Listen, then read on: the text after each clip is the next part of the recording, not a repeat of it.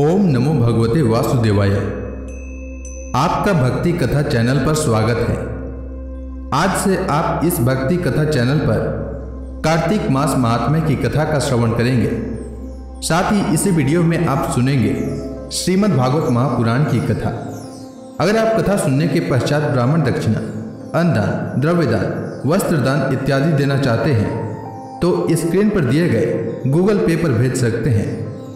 कार्तिक मास हिंदू पंचांग का 8वां महीना है और इसे वर्ष का सबसे पवित्र महीना माना जाता है। इसे धर्म, पूजा, व्रत और दान का महीना कहा गया है। यह महीना आश्विन पूर्णिमा के अगले दिन से शुरू होकर कार्तिक पूर्णिमा तक चलता है।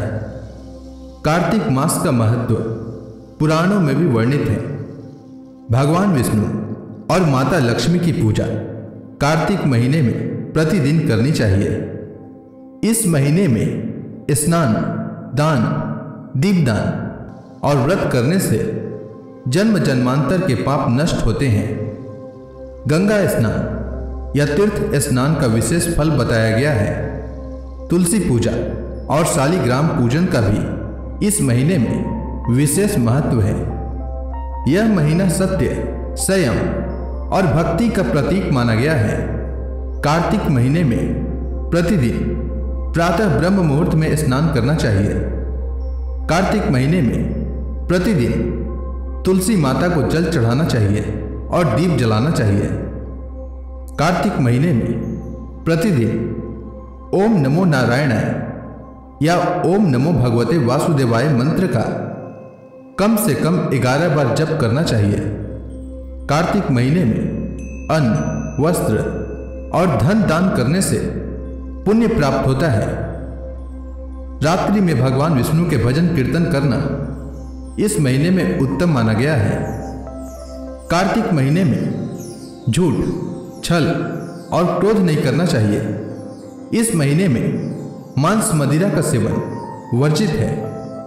इस महीने में दूसरों की निंदा या अपमान करने से बचना चाहिए। शास्त्रों के अनुसार जो व्यक्ति कार्तिक मास में स्नान, दान और दीप दान करता है वह दुर्लभ देव सुखों को भी प्राप्त करता है। कार्तिक मास में प्रतिदिन ब्रह्म मुहूर्त में उठना चाहिए। ब्रह्म मुहूर्त का समय होता है सूर्योदय से लगभग 1.5 घंटे पहले, करीब 4 बजे से लेकर 5 बजे के बीच। इस समय कार्तिक महीने में प्रतिदिन उठना चाहिए। उसके बाद सबसे पहले भगवान का स्मरण करना चाहिए। ओम नमो नारायणाय या हरि हरि बोलना चाहिए। इसके बाद गंगा, यमुना, गोदावरी, नर्मदा या किसी पवित्र नदी में स्नान करना श्रेष्ठ माना गया है। यदि आपके घर के आसपास कोई पवित्र नदी नहीं है तो आप नहाने वाले पानी में गंगा जल के कुछ बूंद मिलाकर स्नान कर सकते हैं। इससे भी गंगा स्नान के बराबर ही पुण्य मिलेगा। स्नान से पहले यह संकल्प बोले, हे भगवान विष्णु, मैं कार्तिक मास में स्नान, दान और पूजा करके आपके चरणों में भक्ति प्राप्त करना चाहता हूं। स्नान करने के बाद स्वच्छ वस्त्र धारण करें। इसके बाद पूर्व दिशा की ओर मुख करके भगवान विष्णु, माता लक्ष्मी और तुलसी माता की पूजा करें। इसके बाद तुलसी माता को जल चढ़ाएं और दीपक जलाएं। भगवान विष्णु को पीले फूल, तिल, जल और दीप अर्पित करें। इस महीने में प्रतिदिन कम से कम 11 बार ओम नमो भगवते वासुदेवाय इस मंत्र का जाप करना चाहिए। संध्या के समय यानी सूर्यास्त के बाद तुलसी माता के पास, घर के द्वार पर, मंदिर में या नदी किनारे एक दीपक जलाना चाहिए। दीप में घी या तिल का तेल का उपयोग करें। बत्ती कपास की होनी चाहिए। दीप दान करते वक्त यह मंत्र पढ़ना चाहिए। यह मंत्र कुछ इस प्रकार है। दीपो ज्योति परम ब्रह्म, दीपो ज्योति जनार्दन, दीपो हर्तु में पापम, संध्या दीप नमस्तुते। कार्तिक महीने में दीप दान करने से हमारे जीवन में और जीवनोपरांत बहुत से शुभ परिणाम मिलते हैं। कार्तिक महीने में तुलसी के पास दीपदान करने से लक्ष्मी कृपा व घर में सुख समृद्धि बढ़ती है। मंदिर या देव मूर्ति के पास दीपदान करने से भगवान विष्णु प्रसन्न होते हैं। नदी या तालाब किनारे दीपदान करने से पापों का नाश व मोक्ष की प्राप्ति होती है। और पीपल के पेड़ के नीचे दीपदान करने से पितरों की तृप्ति और वंश की वृद्धि होती है। आइए सुनते हैं कार्तिक मास महात्म्य की कथा।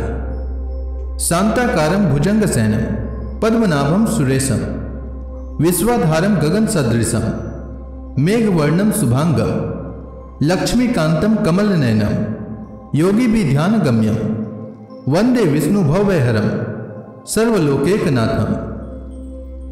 एक बार ब्रह्मा जी ने भगवान विष्णु से पूछा, हे प्रभु, 12 महीनों में कौन सा महीना सर्वोत्तम है?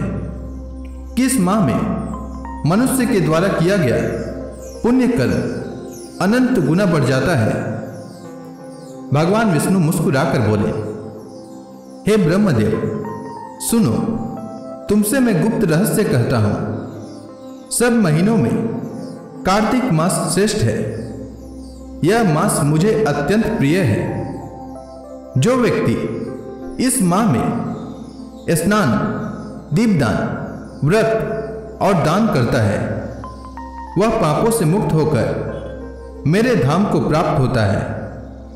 भगवान विष्णु बोले, हे ब्रह्मा, कार्तिक मास में ब्रह्म मुहूर्त में उठकर जो गंगा या किसी पवित्र नदी में स्नान करता है वह जन्मों के पापों से मुक्त हो जाता है।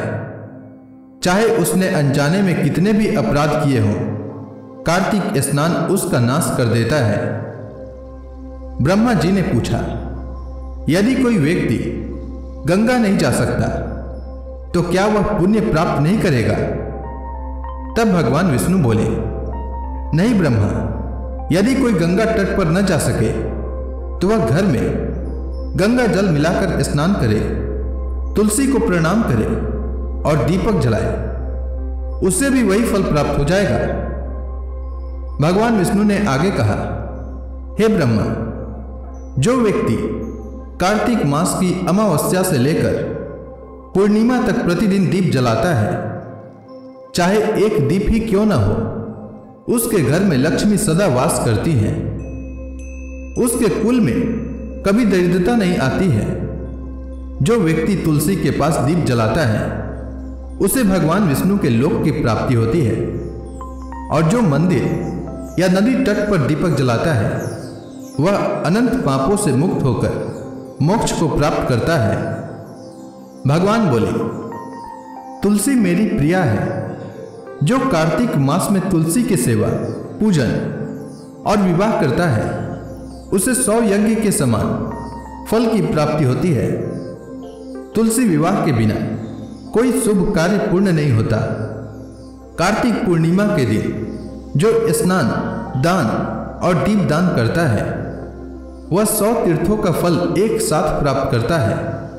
उस दिन यदि कोई एक ब्राह्मण को अन्न दान करे तो वह समस्त पितरों को तृप्त कर देता है। भगवान विष्णु बोले, इस दिन मैं त्रिपुरारी रूप में शिव के साथ एक होकर दुष्ट त्रिपुरासुर का संहार करता हूं। इसलिए यह दिन देवताओं और मनुष्यों के लिए अत्यंत मंगलकारी है। भगवान विष्णु अंत में कहते हैं, हे ब्रह्मा, जो कोई कार्तिक मास का व्रत करता है, स्नान करता है, दीपदान करता है और इस महात्म्य कथा को सुनता या सुनाता है वह मेरे परम धाम विष्णु लोक को प्राप्त करता है।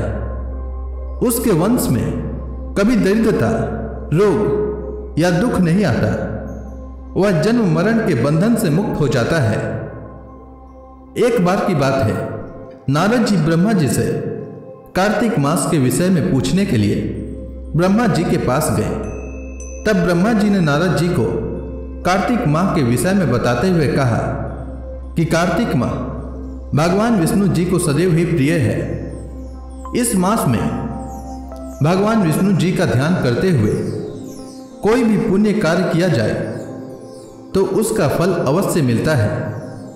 सभी योनियों में से मनुष्य योनि को सर्वश्रेष्ठ तथा दुर्लभ कहा गया है। अतः प्रत्येक मनुष्य को कार्तिक माह में पुण्य कर्म करने चाहिए, क्योंकि इस माह में सभी देवतागण मनुष्य के समीप हो जाते हैं। इस माह में देवता मनुष्य द्वारा किए गए स्नान, व्रत, वस्त्र, भोजन, चांदी, स्वर्ण और भूमि आदि दिए गए दान को विधि पूर्वक ग्रहण करते हैं। इन सभी में से अन्नदान, जो कि सभी पापों का नाश करता है, उसका सबसे अधिक महत्व होता है। कार्तिक मास में मनुष्य जिस किसी मनोकामना से दान अधिक करता है, उसे वह अक्षय रूप में प्राप्त होता है। यदि कोई मनुष्य दान देने में असमर्थ हो तो उसे कार्तिक मास में प्रतिदिन भगवान के नामों का स्मरण करना चाहिए तथा गंगा जी में स्नान करते हुए कार्तिक माह की कथा पढ़नी या सुननी चाहिए। ऐसा करने से भी मनुष्य पुण्य का भागी बनता है। इस माह में भगवान को प्रसन्न करने के लिए किसी भी मंदिर में भजन कीर्तन करना चाहिए, स्वयं दीपदान करना चाहिए अथवा दूसरे के दीपक की रक्षा करनी चाहिए। भगवान का सारूप्य तथा मोक्ष पद प्राप्त करने के लिए तुलसी तथा आंवले के वृक्ष को भगवत स्वरूप मानकर उसका पूजन करना चाहिए। जो मनुष्य कार्तिक माह में जमीन पर सोता है, उसके सभी पाप युगों युगों के लिए नष्ट हो जाते हैं। मनुष्य अरुणोदय काल में जागरण कर गंगा में स्नान करके करोड़ों जन्मों के कलमश को धो डालता है। कार्तिक मास में गीता जी का पाठ करने से बड़ा कोई पुण्य नहीं है। 7 समुद्रों तक की पृथ्वी को दान करके जो फल प्राप्त होता है, वही फल कार्तिक मास में स्नान कर और दान करने से मिलता है। कार्तिक माह में अन्न दान को सर्वश्रेष्ठ कहा गया है, क्योंकि यह संसार अन्न के आधार पर ही जीवित रहता है। अब आइए सुनते हैं कार्तिक मास में दीप दान का महत्व। इसके पीछे की एक प्राचीन कथा है, ध्यान पूर्वक सुनिएगा। प्राचीन काल में द्रविड़ देश में बुद्ध नामक एक ब्राह्मण निवास करता था। उसकी स्त्री बहुत दुष्टा और दुराचारी थी। उसके संग दोष से पति की आयु क्षीण होकर वह मृत्यु को प्राप्त हो गया। पति की मृत्यु के पश्चात भी वह स्त्री उसी घृणित कार्य में लगी रही। लोक निंदा से उसे तनिक भी लज्जा नहीं आती थी। उसका न तो कोई पुत्र था और न ही भाई। वह सदैव भिक्षा से प्राप्त अन्न को ही ग्रहण करती थी। वह अपने हाथ से बनाए हुए शुद्ध भोजन को भी न खाकर मांग कर लाए गए बासी भोजन को ही करती थी। वह तीर्थ यात्रा से भी सदा ही दूर रहती थी और न ही कभी उसने मंदिर आदि में जाकर कथा प्रवचन ही सुना था। एक दिन कुत्स नामक एक विद्वान ब्राह्मण भ्रमण करता हुआ वहां आया। उस ब्राह्मणी को निंदित कार्य में लिप्त देखकर उसने पूछा, ओ मूर्ख स्त्री, तू मेरी बात ध्यान पूर्वक सुन। यह शरीर पानी के बुलबुले की भांति है। एक दिन इसका नष्ट होना निश्चित है। यदि तू इस अनित्य शरीर को नित्य मानती है तो अपने मन में बैठे इस मोह का तू विचार पूर्वक त्याग कर दे। सबसे श्रेष्ठ देवता भगवान विष्णु का चिंतन कर और उन्हीं की लीला कथा को आदर पूर्वक सुन। कार्तिक माह आने पर भगवान दामोदर को प्रसन्न करने के लिए स्नान दान आदि करके दीप दान दे और भगवान विष्णु की परिक्रमा करके उन्हें प्रणाम कर। यह व्रत विधवा और सौभाग्यवती सभी स्त्रियों के लिए करने योग्य है। इससे समस्त पापों एवं उपद्रवों का नाश हो जाता है। तू मेरी बात मानकर निश्चय ही कार्तिक मास में दीप दान कर। इससे तू निश्चित रूप से भगवान विष्णु की कृपा प्राप्त कर लेगी। इस प्रकार कहकर वह कुत्स ब्राह्मण चला गया। अब उस दुराचारी ब्राह्मणी ने भी पश्चाताप करते हुए यह निर्णय लिया कि वह कार्तिक माह में व्रत अवश्य करेगी। कार्तिक माह आने पर उसने पूरे माह प्रातः काल सूर्योदय काल में स्नान और दीप दान किया। कुछ समय पश्चात आयु समाप्त होने पर वह मृत्यु को प्राप्त हुई और वह स्वर्ग लोक में चली गई। समयानुसार वह मुक्ति को भी प्राप्त हो गई। जो व्यक्ति कार्तिक माह में कार्तिक व्रत में तत्पर होकर दीपदान के इस इतिहास को श्रवण करता है, वह स्वयं भी दीपदान करता है, उसे अवश्य ही मोक्ष की प्राप्ति होती है। तो यह थी कार्तिक मास में दीपदान करने की कथा। अब आइए सुनते हैं श्रीमद् भागवत महापुराण की कथा। आज से आप प्रतिदिन इसी चैनल पर श्रीमद् भागवत महापुराण की कथा सुन सकते हैं, इसलिए इस चैनल को अवश्य सब्सक्राइब कर लें और वीडियो अच्छी लगे तो लाइक और शेयर भी अवश्य कीजिएगा, जिससे इस जगत की सृष्टि, स्थिति और प्रलय होते हैं, क्योंकि वह सभी सद्रूप पदार्थों में अनुगत है और असत पदार्थों में पृथक है। जड़ नहीं, चेतन है, परतंत्र नहीं, स्वयं प्रकाश है, जो ब्रह्मा अथवा हिरण्य गर्भ नहीं, प्रत्युत उन्हें अपने संकल्प से ही जिसने उस वेद ज्ञान का दान किया है, जिसके संबंध में बड़े बड़े विद्वान भी मोहित हो जाते हैं, जैसे तेजों में सूर्य, रश्मियों में जल का, जल में स्थल का और स्थल में जल का भ्रम होता है, वैसे ही जिसमें यह त्रिगुणमयी जागृत, स्वप्न, सुषुप्ति रूपा सृष्टि मिथ्या होने पर भी अधिष्ठान सत्ता से सत्यवत प्रतीत हो रही है, उस अपनी स्वयं प्रकाश ज्योति से सर्वदा और सर्वथा माया और माया कार्य से पूर्णतः मुक्त रहने वाले परम सत्य रूप परमात्मा का हम ध्यान करते हैं। महामुनि व्यास देव के द्वारा निर्मित इस श्रीमद् भागवत महापुराण में मोक्ष पर्यंत फल की कामना से रहित परम धर्म का निरूपण हुआ है। इसमें शुद्ध अंतःकरण, सत्पुरुषों के जानने योग्य उस वास्तविक वस्तु परमात्मा का निरूपण हुआ है, जो तीनों तपों का जड़ से नाश करने वाली और परम कल्याण देने वाली है। अब और किसी साधन या शास्त्र से क्या प्रयोजन। जिस समय भी कोई इसे श्रवण करने की इच्छा करते हैं, ईश्वर उसी समय अविलंब उनके हृदय में आकर बंदी बन जाते हैं। रस के मर्मज्ञ भक्तजन, यह श्रीमद् भागवत वेद रूप कल्प वृक्ष का पका हुआ फल है। श्री सुखदेव रूप तोते के मुख का संबंध हो जाने से यह परमानंदमयी सुधा से परिपूर्ण हो गया है। इस फल में छिलका, गुठली आदि त्याज्य अंश तनिक भी नहीं है। यह मूर्तिमान रस है। जब तक शरीर में चेतना रहे, तब तक इस दिव्य भगवत रस का निरंतर बार बार पान करते रहो। यह पृथ्वी पर ही सुलभ है। एक बार भगवान विष्णु एवं देवताओं के परम पुण्य में क्षेत्र नैमिषारण्य में शौनकादि ऋषियों ने भगवत प्राप्ति की इच्छा से सहस्त्र वर्षों में पूरे होने वाले एक महान यज्ञ का अनुष्ठान किया। एक दिन उन लोगों ने प्रातःकाल अग्निहोत्र आदि नित्य कार्यों से निवृत्त होकर सूत जी का पूजन किया और उन्हें ऊंचे आसन पर बैठाकर बड़े आदर से यह प्रश्न किया। ऋषियों ने कहा, सूत जी, आप निष्पाप हैं। आपने समस्त इतिहास, पुराण और धर्म शास्त्रों का विधि पूर्वक अध्ययन किया है तथा उनकी भली भांति व्याख्या भी की है। वेद वेताओं में श्रेष्ठ भगवान बादरायण ने एवं भगवान के सद्गुण निर्गुण रूप को जानने वाले दूसरे मुनियों ने जो कुछ जाना है, उन्हें जिन विषयों का ज्ञान है, वह सब आप वास्तविक रूप में जानते हैं।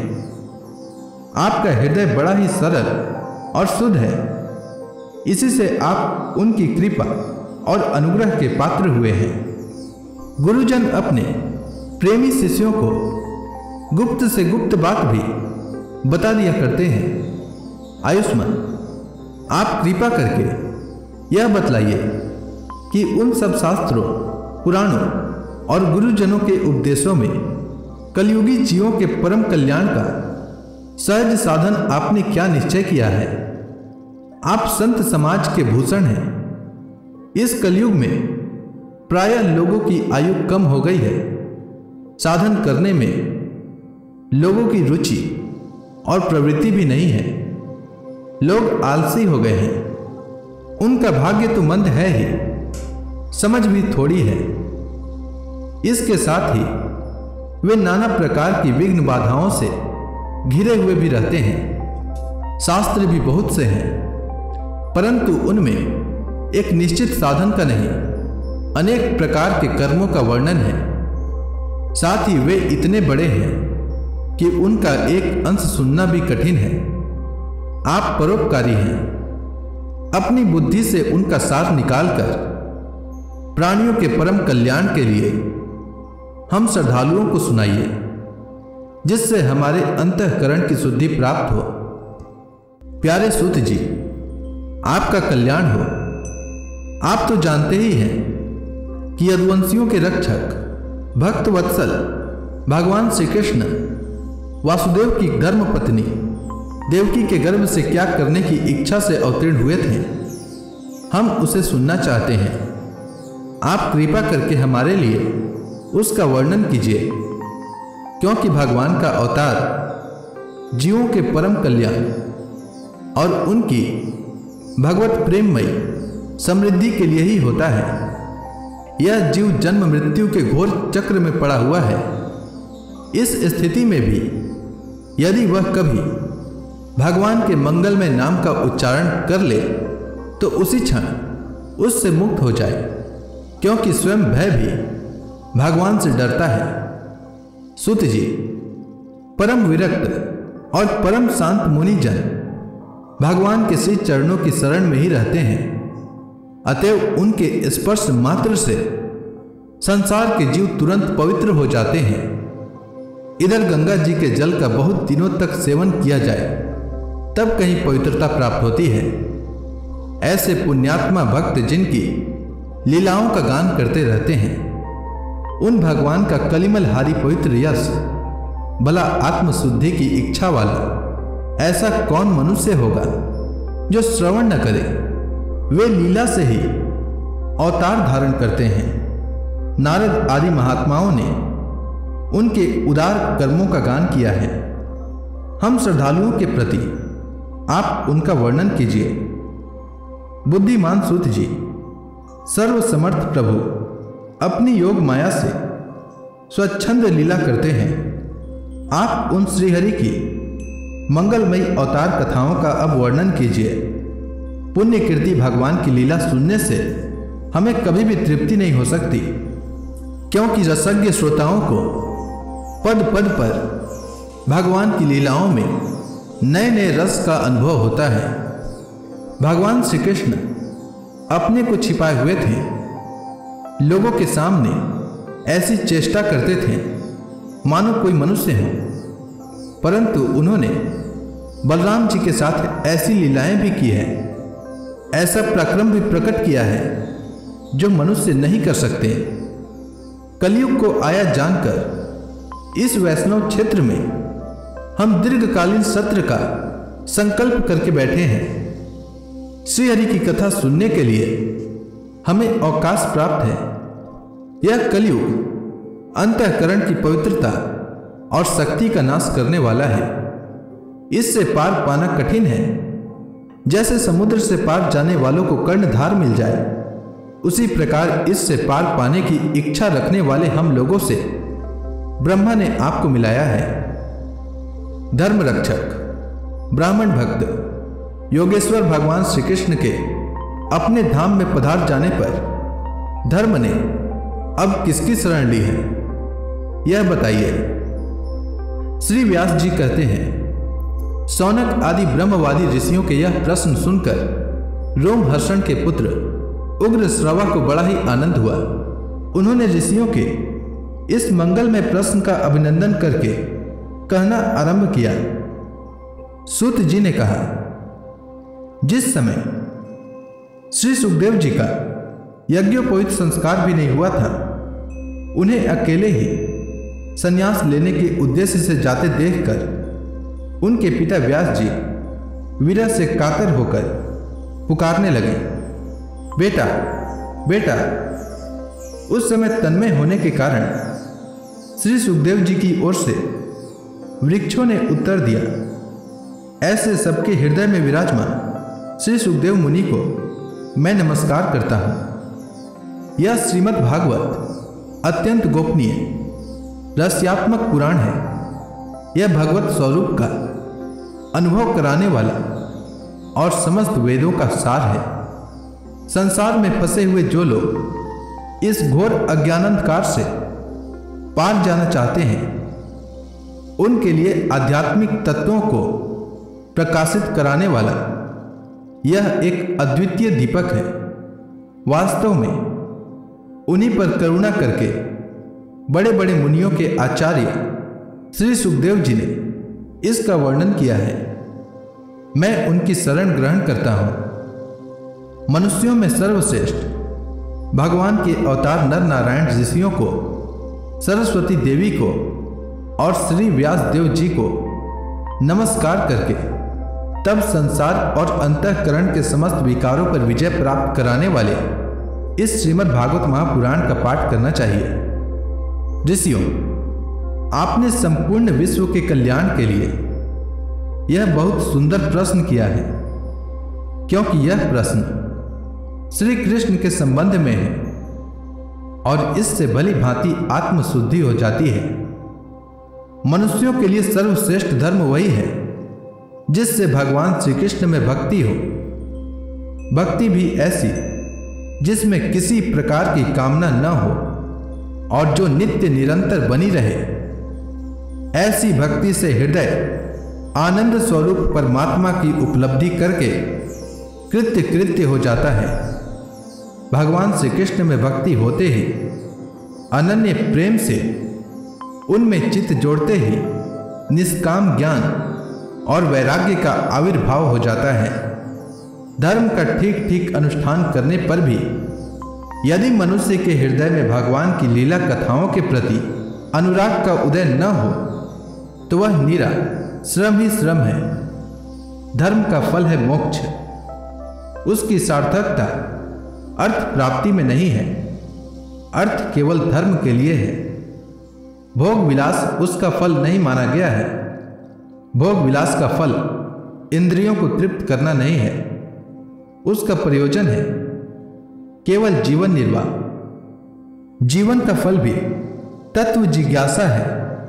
बहुत कर्म करके स्वर्गादि प्राप्त करना उसका फल नहीं है। तत्ववेता लोग ज्ञाता और ज्ञेय के भेद से रहित अखंड अद्वितीय सच्चिदानंद स्वरूप ज्ञान को ही तत्व कहते हैं। उसी को कोई ब्रह्म, कोई परमात्मा और कोई भगवान के नाम से पुकारते हैं। श्रद्धालु मुनिजन भागवत श्रवण से प्राप्त ज्ञान वैराग्य युक्त भक्ति से अपने हृदय में उस परम तत्व रूप परमात्मा का अनुभव करते हैं। शौनक आदि ऋषियों, यही कारण है कि अपने अपने वर्ण तथा आश्रम के अनुसार मनुष्य जो धर्म का अनुष्ठान करते हैं उसकी पूर्ण सिद्धि इसी में है कि भगवान प्रसन्न हो। इसीलिए एकाग्र मन से भक्त वत्सल भगवान का ही नित्य निरंतर श्रवण, कीर्तन, ध्यान और आराधना करना चाहिए। कर्मों की गांठ बड़ी कड़ी है। विचारवान पुरुष भगवान के चिंतन की तलवार से उस गांठ को काट डालते हैं। तब भला ऐसा कौन मनुष्य होगा जो भगवान की लीला कथाओं में प्रेम न करे। शौनक आदि ऋषियों, पवित्र तीर्थों का सेवन करने से महत सेवा, तदंतर श्रवण की इच्छा, फिर श्रद्धा, तत्पश्चात भगवत कथा में रुचि होती है। भगवान श्री कृष्ण के यश का श्रवण और कीर्तन दोनों पवित्र करने वाले हैं। वे अपनी कथा सुनने वालों के हृदय में आकर स्थित हो जाते हैं और उनकी अशुभ वासनाओं को नष्ट कर देते हैं, क्योंकि वे संतों के नित्य सुहृद हैं। जब श्रीमद् भागवत अथवा भगवत भक्तों के निरंतर सेवन से अशुभ वासनाएं नष्ट हो जाती है, तब पवित्र कीर्ति भगवान श्री कृष्ण के प्रति स्थायी प्रेम की प्राप्ति होती है। तब रजोगुण और तमोगुण के भाव काम और लोभादि शांत हो जाते हैं और चित्त इनसे रहित होकर सत्व गुण में स्थित एवं निर्मल हो जाता है। इस प्रकार भगवान की प्रेममय भक्ति से जब संसार की समस्त आसक्तियां मिट जाती है, हृदय आनंद से भर जाता है, तब भगवान के तत्व का अनुभव अपने आप हो जाता है। हृदय में आत्म स्वरूप भगवान का साक्षात्कार होते ही हृदय की ग्रंथि टूट जाती है, सारे संदेह मिट जाते हैं और कर्म बंधन क्षीण हो जाते हैं। इसी से बुद्धिमान लोग नित्य निरंतर बड़े आनंद से भगवान श्री कृष्ण के प्रति प्रेम भक्ति करते हैं, जिससे आत्म प्रसाद की प्राप्ति होती है। प्रकृति के 3 गुण हैं, सत्व, रज और तम। इनको स्वीकार करके इस संसार की स्थिति, उत्पत्ति और प्रलय के लिए एक अद्वितीय परमात्मा ही विष्णु, ब्रह्मा और रुद्र ये 3 नाम ग्रहण करते हैं। फिर भी मनुष्यों का परम कल्याण तो सत्व गुण स्वीकार करने वाले श्री हरि से ही होता है। जैसे पृथ्वी के विकार लकड़ी की अपेक्षा धुआं श्रेष्ठ है और उससे भी श्रेष्ठ है अग्नि, क्योंकि वेदोक्त यज्ञ यागादि के द्वारा अग्नि सद्गति देने वाला है, वैसे ही तमोगुण से रजोगुण श्रेष्ठ है और रजोगुण से भी सत्व गुण श्रेष्ठ है, क्योंकि वह भगवान का दर्शन कराने वाला है। प्राचीन युग में महात्मा लोग अपने कल्याण के लिए विशुद्ध सत्वमय भगवान विष्णु की ही आराधना किया करते थे। अब भी जो लोग उनका अनुसरण करते हैं वे उन्हीं के समान कल्याण भाजन होते हैं। जो लोग इस संसार सागर से पार जाना चाहते हैं वे यद्यपि किसी की निंदा तो नहीं करते, न किसी में दोष ही देखते हैं, फिर भी घोर रूप वाले तमोगुणी, रजोगुणी, भैरववादी भूत पतियों की उपासना न करके सत्वगुणी विष्णु भगवान और उनके अंश कला स्वरूपों का ही भजन करते हैं। परंतु जिसका स्वभाव रजोगुणी अथवा तमोगुणी है, वे धन, ऐश्वर्य और संतान की कामना से भूत, पितर और प्रजापतियों की उपासना करते हैं, क्योंकि इन लोगों का स्वभाव उन भूतादि से मिलता जुलता होता है। वेदों का तात्पर्य श्री कृष्ण में ही है, यज्ञों के उद्देश्य श्री कृष्ण ही है, योग श्री कृष्ण के लिए ही किए जाते हैं और समस्त कर्मों की परिसमाप्ति भी श्री कृष्ण में ही है। ज्ञान से ब्रह्म स्वरूप श्री कृष्ण ही प्राप्ति होते हैं। तपस्या श्री कृष्ण की प्रसन्नता के लिए ही की जाती है। श्री कृष्ण के लिए ही धर्मों का अनुष्ठान होता है और सब गतियां श्री कृष्ण में ही समा जाती है। यद्यपि भगवान श्री कृष्ण प्रकृति और उसके गुणों से अतीत हैं, फिर भी अपनी गुणमयी माया से, जो प्रपंच की दृष्टि से है और तत्व की दृष्टि से नहीं है, उन्होंने ही सर्ग के आदि में इस संसार की रचना की थी। ये सत्व, रज और तम तीनों गुण उसी माया के विलास हैं। इनके भीतर रहकर भगवान इनसे युक्त सरीखे मालूम पड़ते हैं। वास्तव में तो वे परिपूर्ण विज्ञानानंद घन है। अग्नि तो वस्तुतः एक ही है, परंतु जब वह अनेक प्रकार की लकड़ियों में प्रकट होती है तब अनेक सी मालूम पड़ती है। वैसे ही सबके आत्म रूप भगवान तो एक ही हैं, परंतु प्राणियों की अनेकता से अनेक जैसे जान पड़ते हैं। भगवान ही सूक्ष्म भूत तन्मात्रा, इंद्रिय और अंतःकरण आदि गुणों के विकारभूत भावों के द्वारा नाना प्रकार की योनियों का निर्माण करते हैं और उनमें भिन्न भिन्न जीवों के रूप में प्रवेश करके उन योनियों के अनुरूप विषयों का उपभोग करते कराते हैं। वे ही संपूर्ण लोकों की रचना करते हैं और देवता पशु पक्षी मनुष्य आदि योनियों में लीलावतार ग्रहण करके सत्व गुण के द्वारा जीवों का पालन पोषण करते हैं। तो प्रेम से बोलिए विष्णु भगवान की जय, श्री कृष्ण भगवान की जय। आज की कथा यहीं समाप्त करते हैं। इसके आगे की कथा कल के अध्याय में सुनाएंगे। तब तक के लिए भगवान श्री कृष्ण का ध्यान करते रहें। तो एक बार प्रेम से बोलिए श्री कृष्ण भगवान की जय, विष्णु भगवान की जय, माता लक्ष्मी की जय, समस्त देवी देवताओं की जय।